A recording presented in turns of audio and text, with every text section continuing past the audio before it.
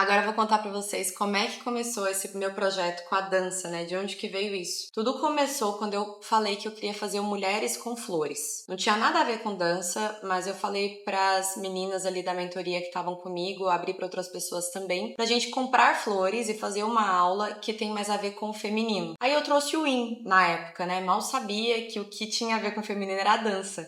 Mas eu ainda não tinha começado esse projeto, não tinha começado a desvelar isso, não tinha nem noção. Mas eu tenho fotos aqui do primeiro Mulheres com Flores. Eu fiz esse nome Mulheres com Flores pensando no Mulheres que Correm com os Lobos. Nessa época eu achava esse livro terrível, um saco. E não queria nada que remetesse a esse feminino trabalhado dessa maneira. Eu achava esse livro muito chato, eu já tinha tentado ler algumas vezes, não tinha dado certo. E aí a gente fez a aula, foi fantástico. Uma das alunas, a Michelle, teve uma experiência de ter visto ela mesma nascendo lá do centro da Terra e foi uma coisa muito, muito linda. E eu fui pra Índia em seguida. Aconteceu tudo o que eu já contei pra vocês no vídeo no qual eu falo da minha formação na Índia. E eu senti essa rigidez extrema, eu senti que eu tava engessada e eu senti que eu precisava de mais arte. E veio muito pra mim esse insight, sabe? No dia que a gente teve de folga ali, a gente teve folga 2 vezes. E teve uma das vezes que eu fiquei sozinha ali, bem do lado da nascente, numa das nascentes do Rio Ganges, né? Que era ali, a gente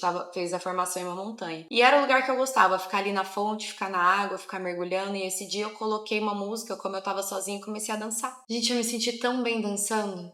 Me senti muito melhor do que qualquer prática que eu tinha feito aquele mês inteiro. A dança, ela me aliviou, né? Aquele ambiente, aquele país, todas as coisas estavam muito pesadas pra mim. E foi aí que eu percebi que eu tinha alguma coisa, né? Então, em Bali, eu sentei e eu lembro que eu falei, tá, eu quero fazer esse projeto, né? Um projeto mais feminino. É como se a Eleve, né, que é a minha mentoria, ela fosse o homem com a vassoura, né? Que é o lado masculino saudável, que ele é útil. Então, o que a gente faz com o yoga? A gente limpa, a gente traz saúde, a gente traz limpeza, a gente traz leveza. A Eleve, ela é capim-limão, ela é o cheiro fresco, ela é amanhã, né? Todas essas coisas. Esse trabalho com o feminino, que na época chamava Shantik, né? Shantik significa bonita em balinês, em Bahasa. Esse era o primeiro nome do projeto. A gente traz as flores quando a casa já tá limpa. A gente limpa a casa, depois a gente perfuma, depois a gente embeleza. E eu comecei esse lado de querer ir pro lado da arte. Se não é perfeito, tem como ser criativo, tem como ser interessante, né? Numa época que tá todo mundo fazendo essas harmonizações, todo mundo querendo seguir um ideal, será que não é mais bonito ser de verdade, encontrar uma maneira de se apresentar que você goste? E eu comecei a trabalhar muito tudo isso dentro de mim e eu escrevi em um papel. Escrevi que eu queria uma dança que trabalhasse ondas, círculos e mãos. Que fosse mais um negócio, um estado meditativo, mas que tivesse muita plasticidade. Eu queria que fosse bonito. Eu não queria que fosse uma coisa muito feia, vamos balançar, não importa. Não, eu queria que a gente sentisse essa beleza, essa plasticidade corporal. Porque eu gosto de arte, eu gosto de coisas bem feitas, bonitas, com capricho. No yoga eu trabalho muito a arte, eu trabalho muito as linhas, eu trabalho muito a qualidade do que está sendo feita. E eu queria trazer isso para dança, só que tirando da performance. Quando a gente fala de performance, a gente fala de coreografia, a gente já entra no estado mental de tensão. A gente não tá fluindo dentro do nosso corpo porque a gente tem que encaixar, a gente tem que lembrar, a gente tem que estar ali numa coisa que é pros outros. E aí teve um dia que eu sentei, tava com uma lua gigante, uma lua cheia em virgem, que eu vi depois, não tinha visto na hora que eu fiz isso. E eu escrevi isso, e aí uma amiga minha, que é professora de yoga, que mora aqui em Itajaí, postou uma menina dançando. Era ela e mais 2 e elas faziam ondas e usavam as mãos. Eram 3 mulheres, uma beleza exuberante, fazendo uma coisa simples com muita exatidão, com muita precisão. Lindo. Eu falei, meu Deus, é isso. Entrei no Instagram da moça, ela tinha uma dança que chama Medita Dance, que é realmente onda, círculo e mão, e visa o estado meditativo. Gente, bizarro, eu tinha escrito no papel antes e no mesmo dia essa minha amiga postou. Eu entrei, eu vi, era uma mulher russa que não fala inglês e ela estava na cidade que eu estava morando, em Bali. E eu tenho 2,5 graus de miopia, eu não enxergo ninguém, né? Quem me conhece sabe que se eu não te cumprimentar, a culpa é sua, porque eu não consigo ver rostos, né? Eu não uso óculos, deveria, mas não uso. Eu estava na minha scooter indo pra minha casa e eu vi essa mulher passando na minha frente de scooter. Eu reconheci e eu fui atrás dela porque ela estava indo na direção da minha casa. casa. E quando ela passou na frente da minha casa, que era um lugar muito aleatório, o lugar que a gente morava lá em Bali, eu buzinei até ela parar pra poder perguntar se era ela mesma. E era. Então eu conheci ela pessoalmente, ela falou que ela não tinha como me ensinar, porque ela não falava inglês. Ela tinha um olho bem penetrante, azul, assim, ela olhou bem pra mim e falou, não. Assim, russo é assim, eles são muito assim, não, não.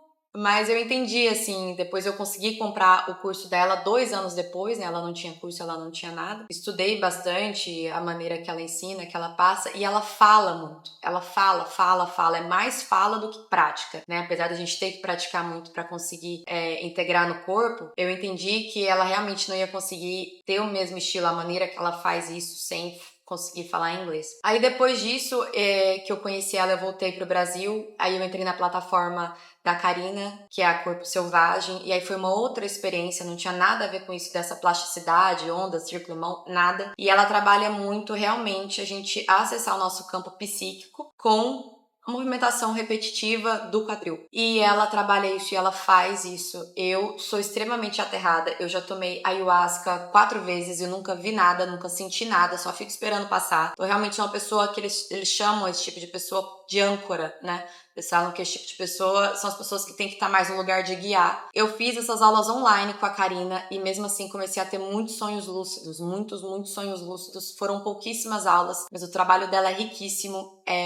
Foi fantástico pra mim. E eu tive o sonho que ela tava com as alunas dela, a gente cantava parabéns pra todas as alunas em uma laje. Toda aluna entregava uma foto, ela desenhava ali na parede o universo dessa aluna, ela sentava numa cadeira e a gente cantava parabéns, como se todas estivessem sendo iniciadas, né? Todas estivessem ocupando o próprio lugar. E quando eu entreguei pra ela, ela me desenhou dentro de um útero cheio de flor. Então significa que eu estou sendo iniciada pra não ocupar um lugar ali, mas pra fazer o meu. E esse sonho foi muito simbólico. Se vocês quiserem, eu posso contar os outros sonhos que eu tive com bebês nos últimos 2 anos, porque esses bebês têm nome. Teve Otávio, Ariel e Natan, né? Todos os nenéns tiveram contexto, né, de momentos nos quais eu estava renascendo, e começou essa série de sonhos, começou justamente nesse que eu renasci para fazer esse trabalho feminino, né, e foi justamente com flores, né, Mulheres com Flores foi o primeiro nome que eu dei quando eu tive esse insight de fazer trabalho com mulheres. Então é isso, eu continuei estudando, continuei olhando outros cursos, sempre trazendo para o meu corpo, experienciando. Tenho conseguido trazer para as alunas a experiência, os relatos são fantásticos.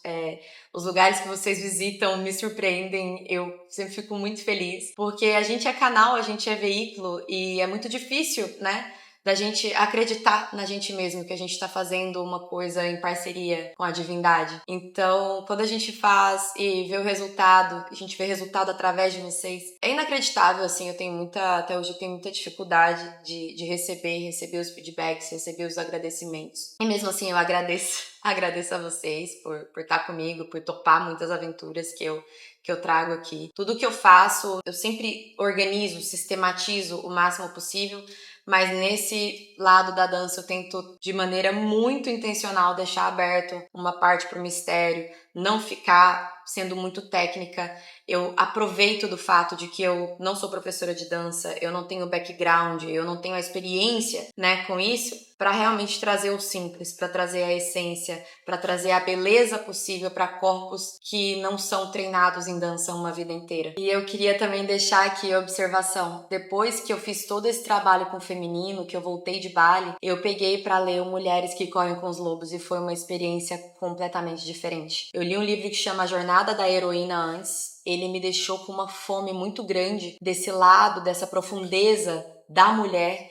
E aí eu peguei Mulheres que Correm com os Lobos e é como se ele tivesse se aberto para mim. E eu comecei a ter muito mais respeito por toda essa leitura simbólica da vida. Tudo isso se abriu muito, muito para mim nos últimos 2 anos. Os sonhos começaram a se abrir, as interpretações começaram a se abrir. Eu fiz o estudo para conseguir entender todos os arquétipos da leitura do tarô. Então, esse simbolismo, todos esses simbolismos antigos e a maneira de ver a vida através dessa interpretação como se a vida estivesse, porque ela está se comunicando com a gente a todo tempo, isso mudou minha perspectiva do nosso trabalho com o corpo, dessa necessidade de trabalhar polaridades, de como o yoga ele limpa, ele alinha, ele realmente eleva a nossa consciência. Mas a arte, a dança, a beleza são direitos inatos da gente estar aqui na Terra. Prazer, a diversão, o deleite, né? Tudo isso é muito elevado. Se a gente faz isso em luz, com intenção de luz, a gente eleva todo o planeta, né?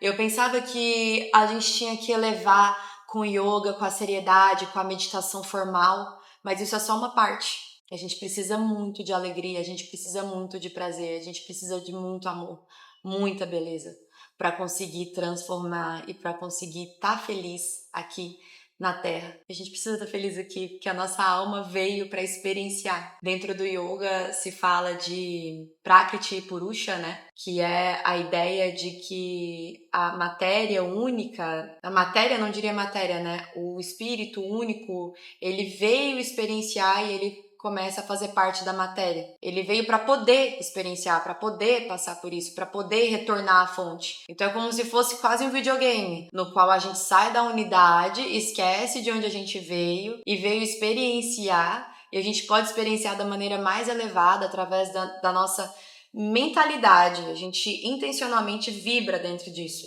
Vibra no prazer, vibra na beleza, vibra na generosidade, na compaixão, vibra em uma vida boa, uma vida bonita. E isso vai fazer com que a gente consiga trazer isso, vivenciar isso e evoluir o nosso espírito. É isso, gente. É isso.